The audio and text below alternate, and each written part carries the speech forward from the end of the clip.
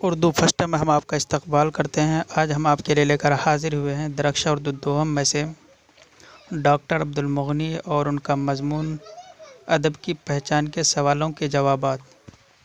سب سے پہلے مختصر ترین سوالات، یعنی وہ سوالات جن کے جوابات بہت ہی چھوٹے ہوں گے۔ سوال نمبر 1 ہے، نصاب میں شامل مضمون ادب کی پہچان کے مضمون نگار کون ہیں؟ مضمون نگار کہتے ہیں مضمون لکھنے والے کو۔ جواب، ادب کی پہچان کے مضمون نگار ڈاکٹر عبدالمغنی ہیں۔ سوال نمبر 2 ہے، ڈاکٹر عبدالمغنی کب اور کہاں پیدا ہوئے؟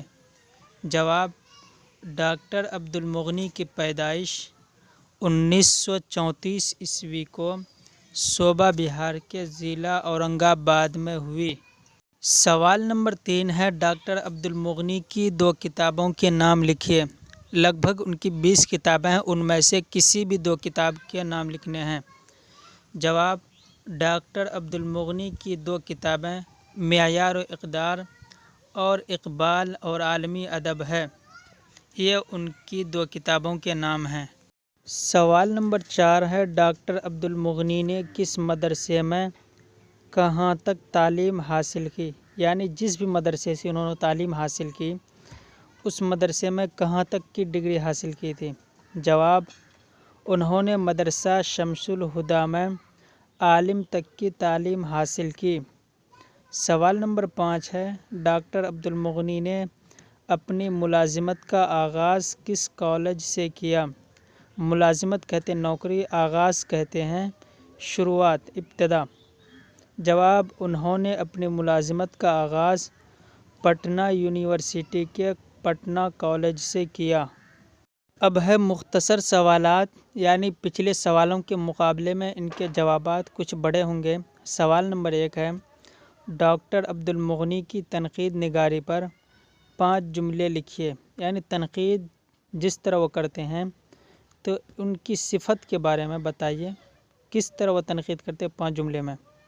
جواب، اردو تنقید نگاری میں ڈاکٹر عبدالمغنی ایک نمایاں نام ہے۔ نمایاں کہتے ہیں واضح کو، کھلم کھلا کو۔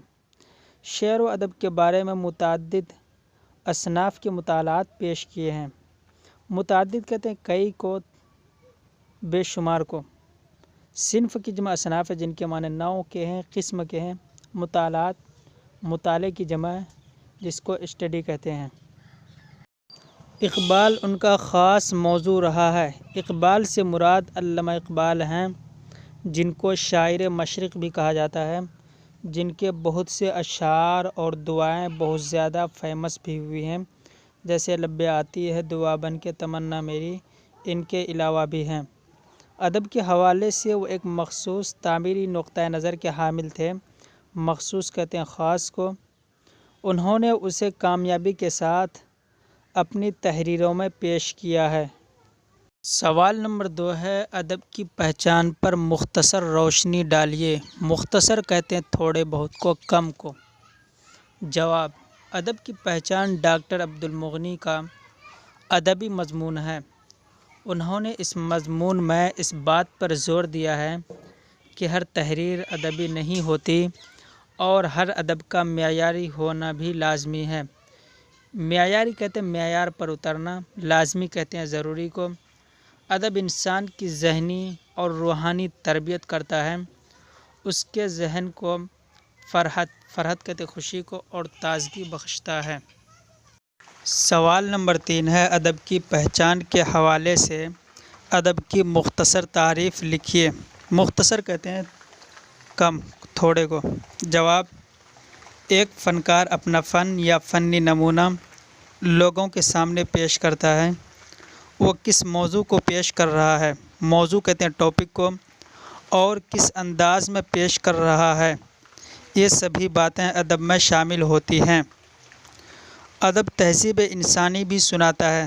تہذیب کہتے ہیں کلچر کو، انسان کہتے ہیں انسان کو، یعنی انسانی کلچر، اور مہذب بنانے میں معاون بھی ہوتا ہے۔ مہذب کہتے ہیں تہذیب یافتہ بنانا، معاون کہتے ہیں مددگار ہونا۔ تاریخی دستاویز بھی ہوتا ہے۔ دستاویز کہتے ہیں ثبوت کو، دلیل کو، اور مستقبل میں رہنمائی بھی کرتا ہے۔ مستقبل کہتے ہیں فیوچر کو، رہنمائی کہتے ہیں گائیڈ کرنے کو۔ اب ہے طویل سوالات۔ سوال نمبر 1 ہے، ڈاکٹر عبد المغنی کی تنقید نگاری پر تفصیلی روشنی ڈالیے۔ تفصیلی یعنی تفصیل کے ساتھ لکھیے۔ جواب، ڈاکٹر عبد المغنی بنیادی طور پر نقاد ہیں۔ بنیادی کہتے ہیں اصل کو، اور مشرقی افکار کے نقاد ہیں۔ فکر کی جمع افکار ہے، جس کے معنی ہے خیال کے، فکر کے۔ انہیں کلیم الدین احمد کی ضد کہا جائے تو شاید بیجا نہ ہوگا، لیکن کلیم الدین کے یہاں تدلیلی انداز ہوتا ہے، یعنی مدلل انداز ہوتا ہے، ثبوت کے ساتھ وہ پیش کرتے ہیں۔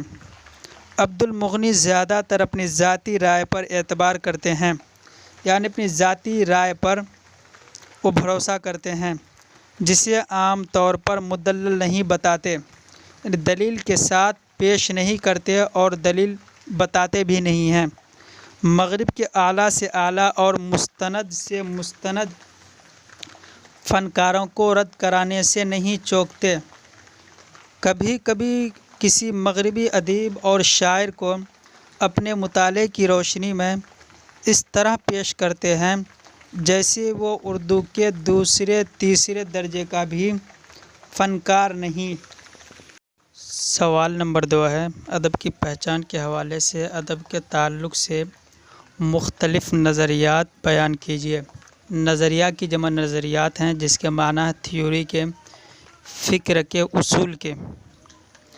جواب، ڈاکٹر عبد المغنی نے ادب کے حوالے سے مختلف نظریات پیش کیے ہیں، یعنی بیان کیے ہیں۔ انہوں نے لکھا کہ لوگوں کا خیال ہے کہ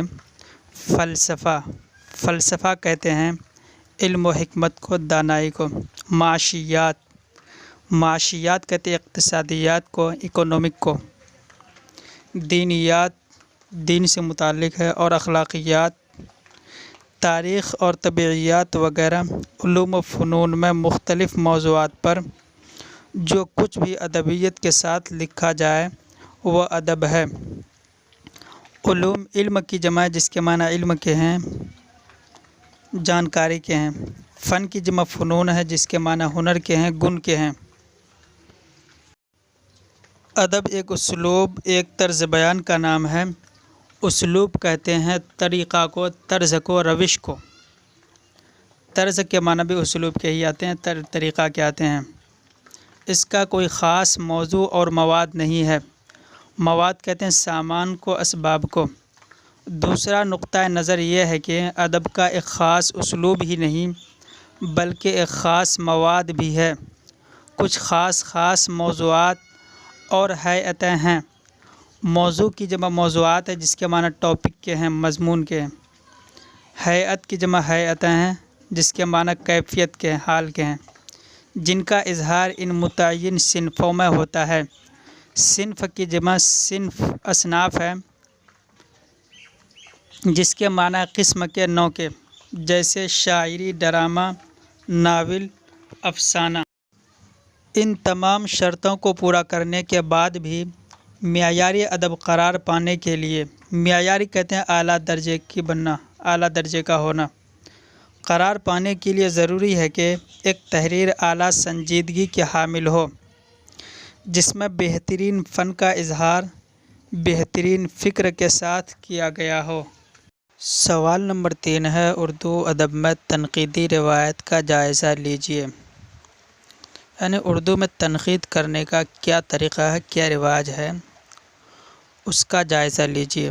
جواب، اردو میں تنقید کی روایت یہ ہے کہ ادب کا تنقیدی مطالعہ کیا جائے اور ادیب کے نقطہ نظر سے سوچا جائے، یعنی جو ادیب ہوتا ہے وہ کس طریقے سے اور کس اصول کے مطابق سوچتا ہے، اس کے مطابق سوچا جائے۔ موضوع، اسلوب اور ہیئت کے بنیادی تقاضوں کے پیش نظر چھان پھٹک اور سوچ بچار کر کے کچھ خاص نکتے ایک مخصوص انداز میں بیان کرے۔ نکتہ کی جمع نکتے ہیں، جس کے معنی ہے پوائنٹ کے۔ اس لیے کہ ادب بہرحال محض زبان سے بالاتر ایک اظہار خیال کا نام ہے۔ ضروری ہوگا کہ جو چیز غور و فکر سے لکھی جائے اسے غور و فکر سے پڑھا اور سمجھا بھی جائے۔ ویڈیو پسند آئے تو لائک کیجیے، شیئر کیجیے، ہو سکے تو سبسکرائب کیجیے۔ السلام علیکم۔